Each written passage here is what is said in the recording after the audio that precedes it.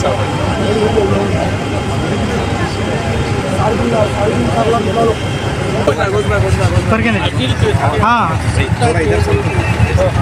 एमआयडीसीमध्ये आज एक अत्यंत दुर्दैवी अशी आपण पाणी पिणे काय दुर्दैवी घटना घडत आहे। काळामध्ये विद्युत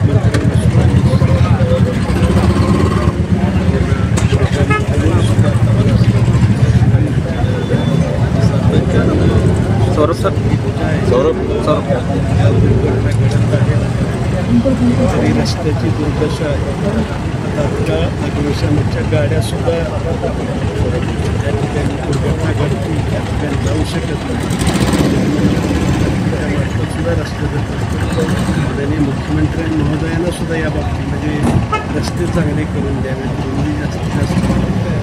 कारण एमआयडीसीमध्ये रस्ते नाही, लाईटची दुर्दशा दिसायला लागलेली आहे।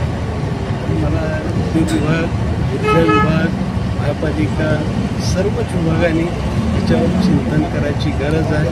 काय चुकत असेल तर सगळ्यांनी तात्काळ लक्ष घालून याच्यापुढं अशा दुर्घटना घडणार नाही अशी प्रशासनानं आणि शासनानं सुद्धा याच्यावरती विशेष लक्ष घालून सोलापूर अक्कलकोट एमआयडीसीमध्ये सुधारणा करण्याची अत्यंत गरज आहे। अशा दुर्घटना घडू नयेत याच्यासाठी शासनानं सुद्धा काळजी घेणं गरजेचं आहे। कारखानदाराकडे काय सांगायचं, कारखानदाराला सुद्धा याच्यात विश्वासात पुढील कारवाई करणे अत्यंत आवश्यक आहे। खरं तर कारखान्याच्या परिसरामध्ये राहू नये असा नियम आहे, मात्र या नियमाला नेहमीच हरपळ पासून दिसते। प्रशासन कारवाई करत नाही, त्यामुळं अनेकांना दुर्दैवी जीव लावला आहे।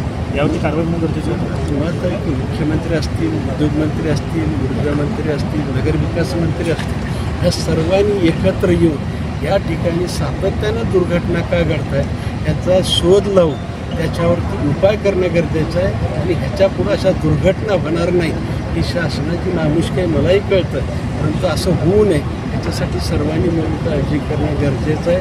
अशा जर दुर्घटना झाल्या तर इथले कामगार असतील, कारखानदार असतील अत्यंत असुरक्षित राहतील असं मला वाटतं।